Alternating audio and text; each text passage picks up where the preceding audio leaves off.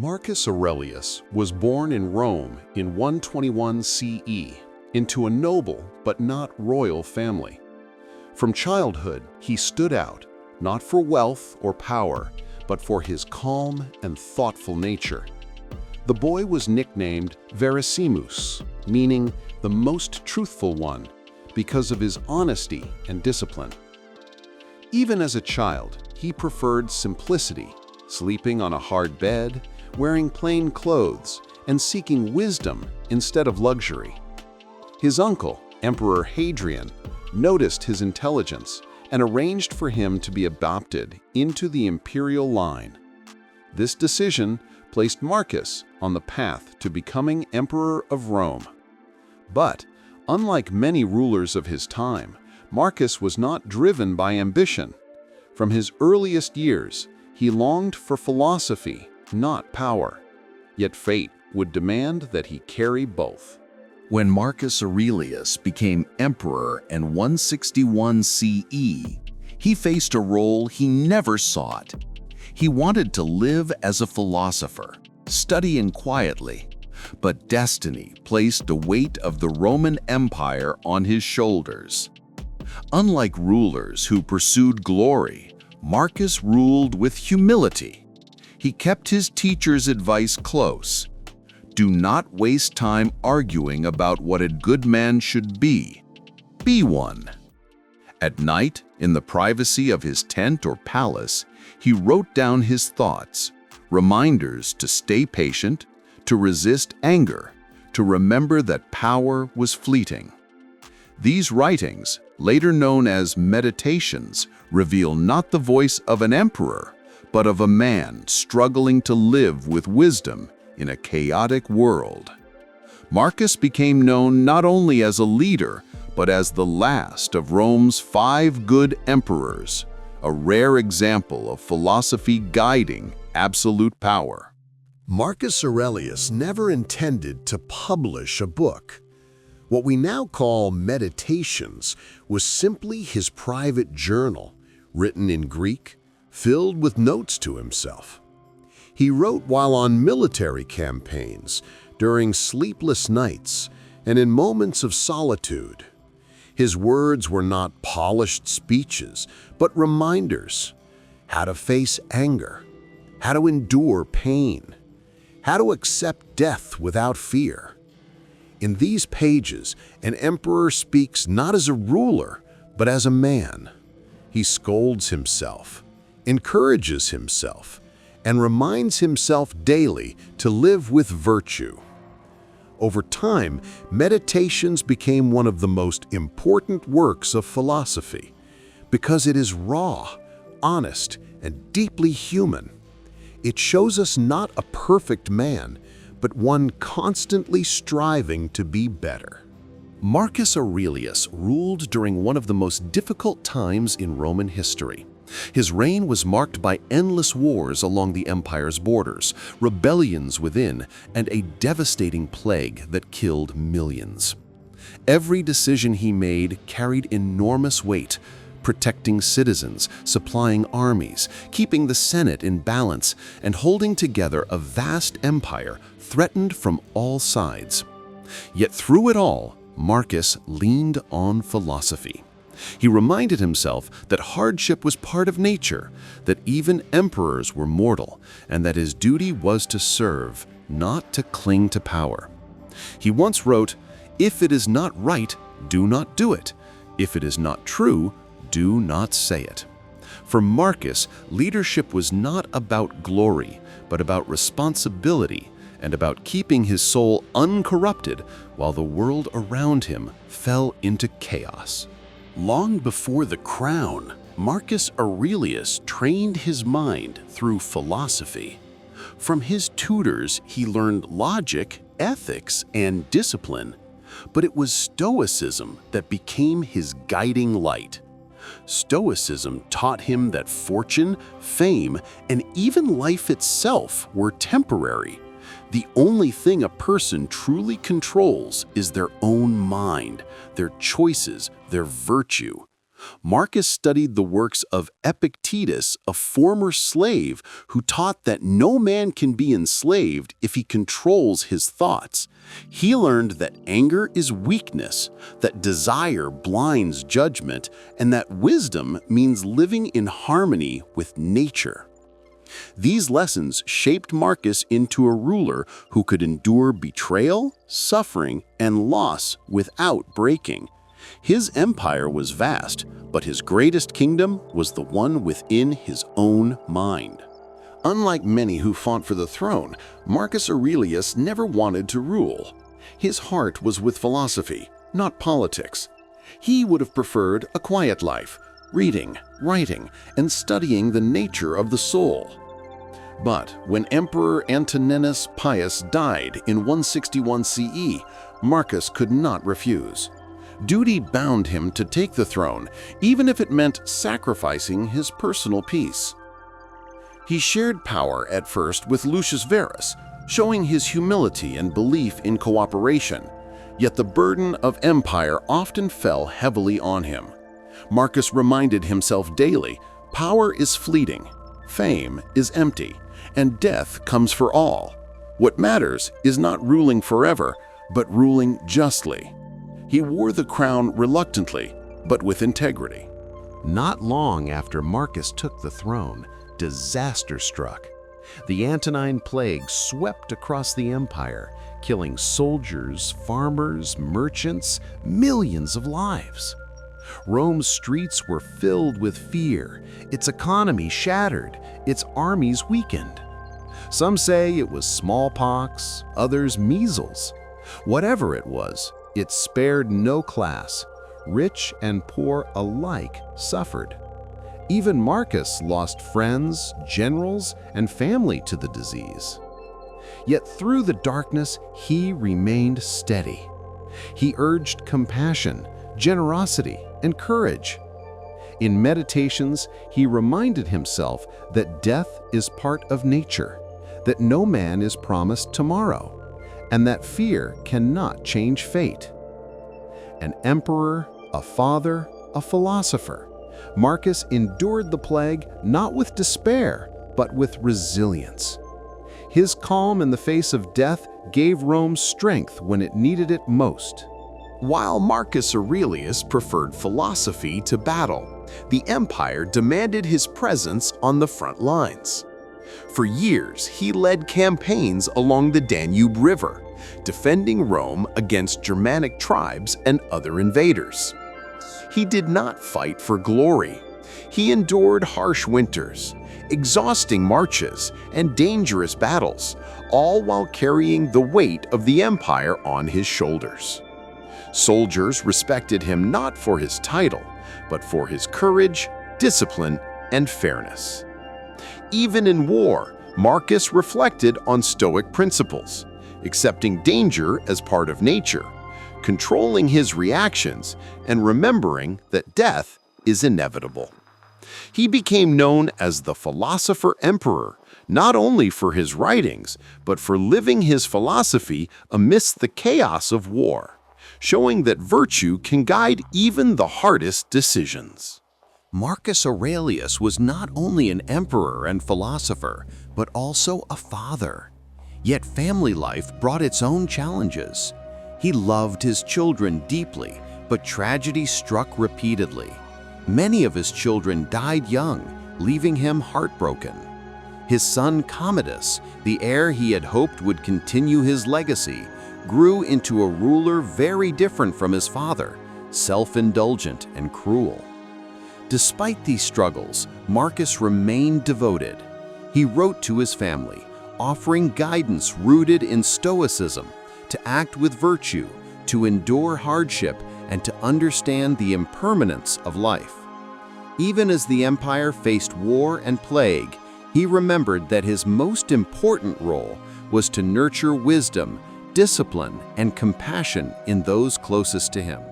In 175 CE, Marcus faced a betrayal that threatened the empire itself. Avidius Cassius, one of his generals, declared himself emperor in Egypt, believing Marcus was dead. The rebellion shook Rome, but Marcus responded with composure. He did not rush to punish. Instead, he focused on the empire's stability. Soldiers loyal to Marcus quelled the uprising, and Cassius was killed by his own men. Even in the face of treachery, Marcus practiced Stoicism. He wrote in his Meditations that anger and revenge only harm the mind, and that understanding and acceptance preserve inner peace. This episode showed the true strength of the Philosopher Emperor, not through force alone, but through reason, patience, and moral discipline. Marcus Aurelius did not study philosophy as an abstract exercise. He lived it every day. From dawn until night, he reminded himself to act justly, to control anger, and to accept life as it comes. He wrote in his Meditations, "You have power over your mind, not outside events. Realize this, and you will find strength." Even during battles, plagues, or political crises, he practiced self-reflection. He recorded his flaws, acknowledged his fears, and sought to improve his character. This daily commitment to virtue was what made him not just an emperor, but a Stoic, someone who embodied the principles of wisdom, courage, justice, and temperance in every decision. Marcus Aurelius faced death constantly on battlefields, in the plague-ravaged cities, and within his own family. Yet he wrote about it not with fear, but with acceptance. He reminded himself, "Do not act as if you were going to live 10,000 years. Death hangs over you. While you live, while it is in your power, be good." To Marcus, death was natural, a part of the order of the universe.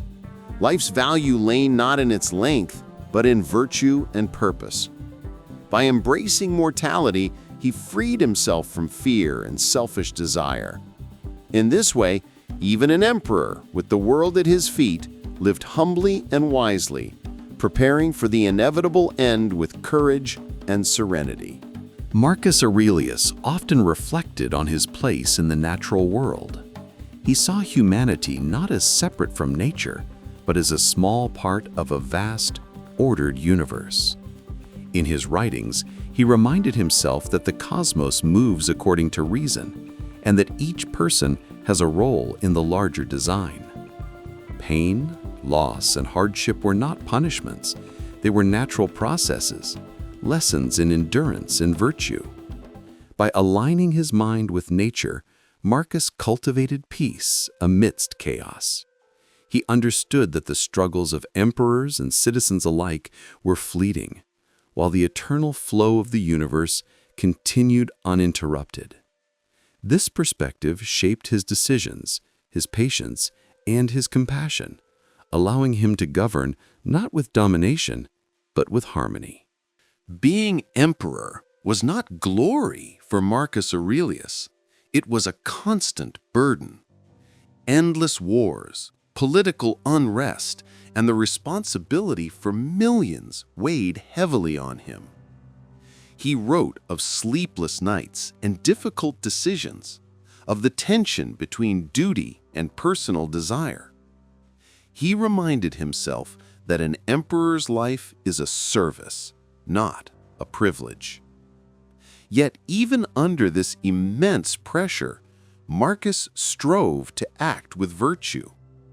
He sought fairness in judgment, patience with advisors, and mercy toward enemies. For Marcus, the burden of the empire was inseparable from the practice of philosophy.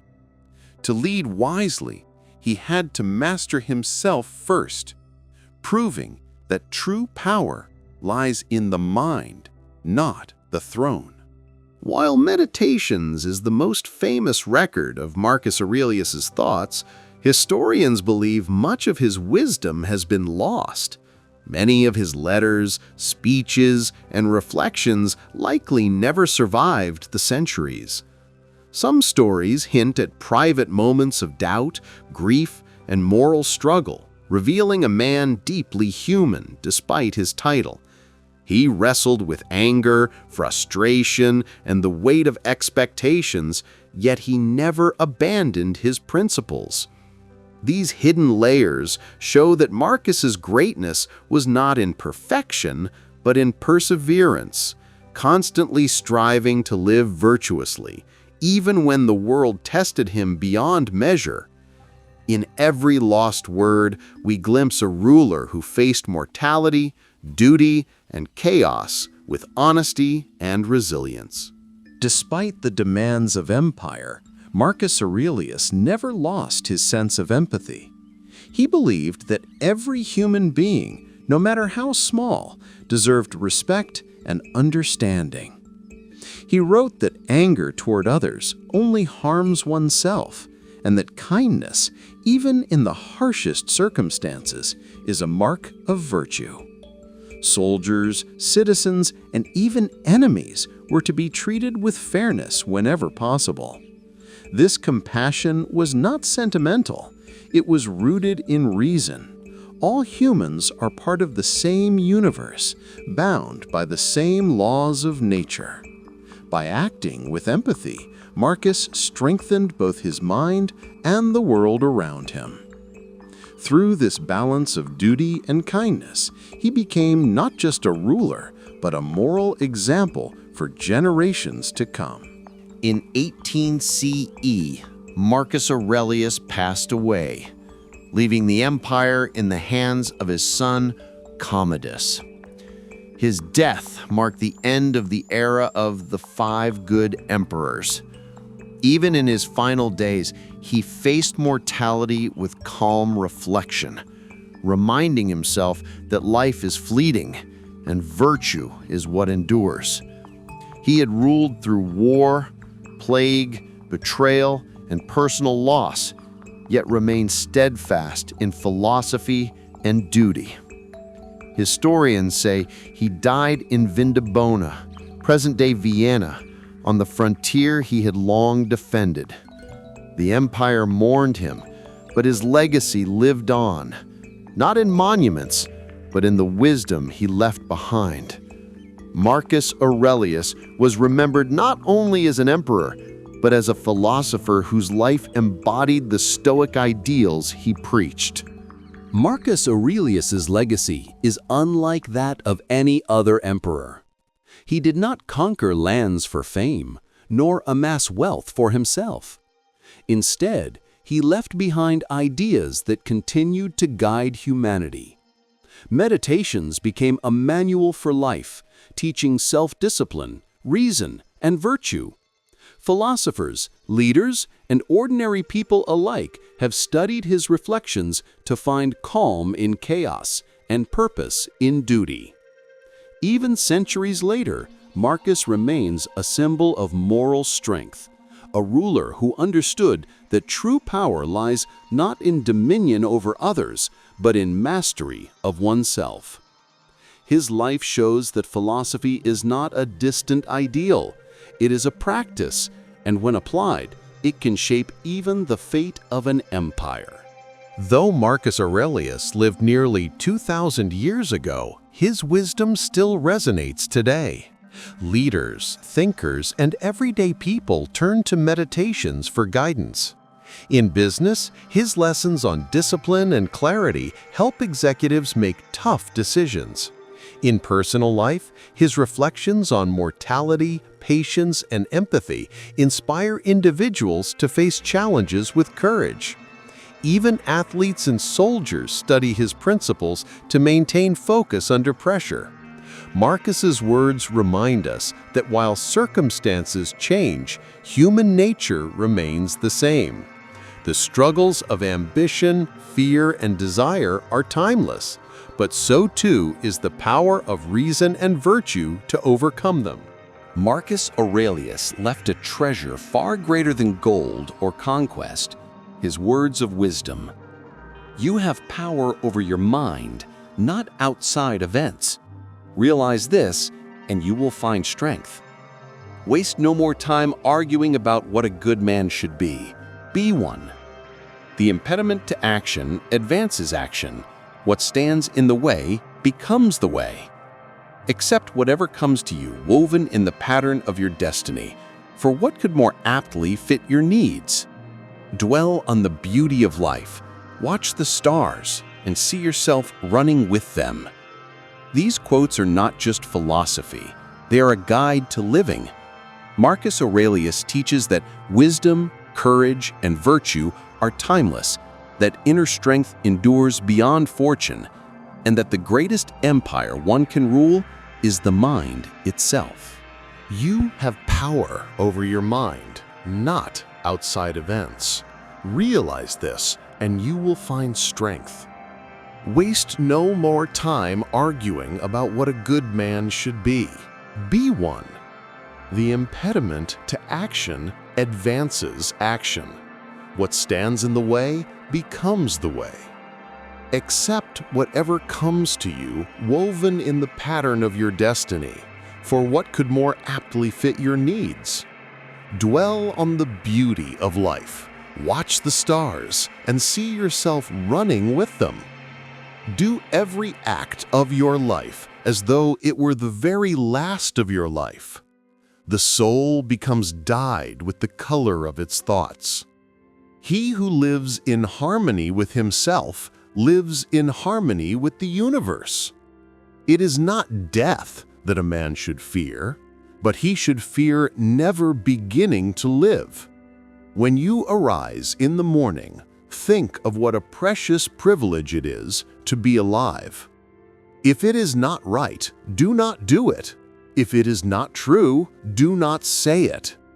Reject your sense of injury, and the injury itself disappears. Look well into thyself. There is a source of strength which will always spring up if thou wilt always look. Be content with what you are, and wish not change, nor dread your last day, nor long for it. How much time he gains who does not look to see what his neighbor says or does or thinks. The best revenge is to be unlike him who performed the injury. Remember that very little is needed to make a happy life. Everything we hear is an opinion, not a fact. Everything we see is a perspective, not the truth. How ridiculous and how strange to be surprised at anything which happens in life. Do not act as if you were going to live 10,000 years. Death hangs over you. While you live, while it is in your power, be good. Think of yourself as dead. You have lived your life. Now, take what's left and live it properly.